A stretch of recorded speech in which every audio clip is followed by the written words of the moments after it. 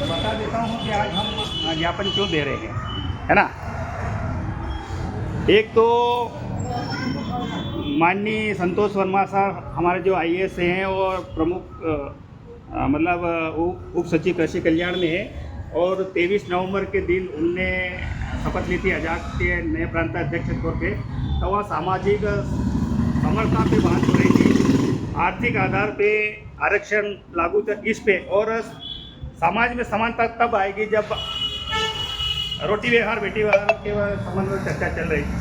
उसी में उनके 27 मिनट के स्पीच में एक अन्य वर्ग के नाम आया, तो उसमें उसके शब्दों को तोड़ मरोड़ के मीडिया ने पेश करा। उस कारण उनके ऊपर शासन ने एक प्रस्ताव उनका आईएएस अवार्ड रिवर्स करने के लिए भेज दिया है। तो कुल मिला के उनका कहना कि ये उचित था कि जब तक समानता तब आएगी जब हमारे रोटी व्यवहार बेटी व्यवहार के साथ में अंतर्जातीय विवाह है। इसी का मुख्य उनका कहने का तात्पर्य था। तो कुछ त्रुटिपूर्ण मीडिया कर्मी ने उसको गलत तरीके से पेश करके उनके माहौल ख़राब कर दिया, उसके संबंध में है। दूसरा है कि 16/12/2025 को कैबिनेट के अंदर जो डिसीजन हुआ है, तृतीय श्रेणी और चतुर्थ श्रेणी टोटल ST SC OBC सभी के पद सरकार ने समाप्त कर दिया। तो हमारे जो ST SC OBC है या जनरल जो भी हो, उन सभी के अधिकांश कर्मचारी तृतीय श्रेणी या चतुर्थ श्रेणी बनते हैं। सेकंड क्लास या वन क्लास ऑफिसर बहुत कम 2% नौकरियाँ बची है, तो हम वहाँ तक नहीं जा पाते हैं। तो सरकार ने उसके बदले में संविदा एवं आउटसोर्सिंग पद लॉन्च कर दिए।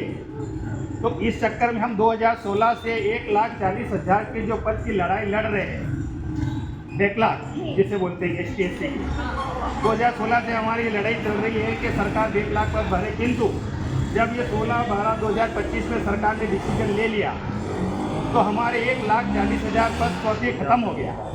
अब आउटसोर्सिंग में 8,000 से 10,000 की सैलरी देते हैं, क्या वो अपने बीवी बच्चे को पढ़ाए, पालन पोषण करेगा, बच्चे को पढ़ाएगा?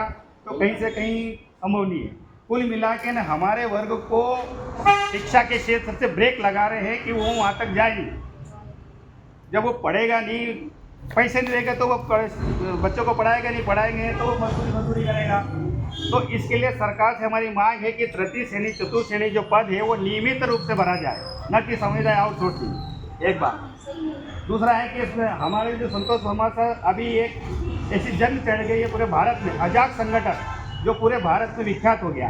विख्यात से यानी कि ST अनुसूचित जाति जनजाति अधिकारी कर्मचारी का नाम भारत स्तर पर चले गया, जैसे संतोष वर्मा साहब का चले। क्यों चले गया कि उनने एक नई बहस छेड़ दी है। क्या छेड़ दी है? उनने मुद्दा उठाया है कि आज 121 पद जज के निकले थे ST के, एक भी ST का जज नहीं बना। क्यों नहीं बना? क्योंकि उस सिस्टम में हमारे लोग नहीं है।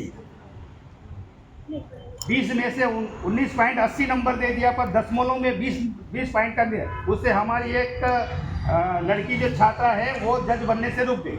कुल मिला के ने उस सिस्टम में हमारे लोग ना जाए। यदि जज बन जाएगा तो वो धीरे धीरे हाई कोर्ट सुप्रीम कोर्ट तक जाएगा, तो हमारे वर्ग के लोग जज बनेंगे। तो कुल मिला जो UPSC PSC एग्ज़ाम फाइट करके ST SC OBC के लोग अधिकारी बन जाते हैं, तो क्या जज की परीक्षा पास नहीं कर सकते? कर सकते हैं, क्योंकि उसमें इंटरव्यू प्रथा रखी गई।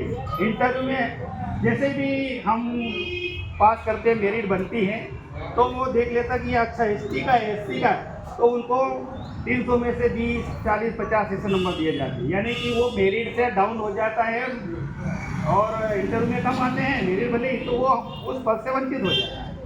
तो इसमें हमारे सब लोगों को समझना पड़ेगा। तो इसलिए आज ये 2 प्रकार के ज्ञापन मुख्यमंत्री और राज्यपाल को दिए जा रहे हैं। एक तो समाज में सौहार्द बिगाड़ने के प्रयास प्रांताध्यक्ष से संतोष वर्मा के विरुद्ध मनमानी की गई कार्रवाई को रोका जाए, ठीक है। दूसरा ये है कि 16/12/25 को कैबिनेट नियुक्ति नियमित के अलावा आउटसोर्सिंग सुविधा में होगी मनमानी नियुक्तियाँ। ST SC OBC महिलाओं के शासकीय सेवा में प्रतिनिधित्व समाप्त हो जाएगा। इन तीनों वर्ग की महिलाओं का प्रतिनिधित्व जो है वो समाप्त हो जाएगा, यानी कि पद ही नहीं रहेगा। संविदा आउटसोर्सिंग में रहेंगे तो फिर हमारे वर्ग के लोग जाएंगे कहाँ नौकरी में। कुल मिला के ने इस आरक्षित वर्ग के साथ में अन्याय शोषण का सिलसिला चालू हो गया है। तो इसे रोकने के लिए महिला शक्ति की ये पहली धार में एक विंग खड़ी की गई है, जिसमें हमारे स्वास्थ्य विभाग की प्रियंका साठे मैडम है, ये महिला प्रकोष्ठ की कार्यकारी हमने जिला अध्यक्ष नियुक्त किया है आज इनके नेतृत्व में। दूसरी है हमारी गीता बारिया मैडम, जो आंगनवाड़ी कार्यकर्ता प्रकोष्ठ की जिला अध्यक्ष नियुक्त करा है। हाथ ऊंचा करे, कौन है?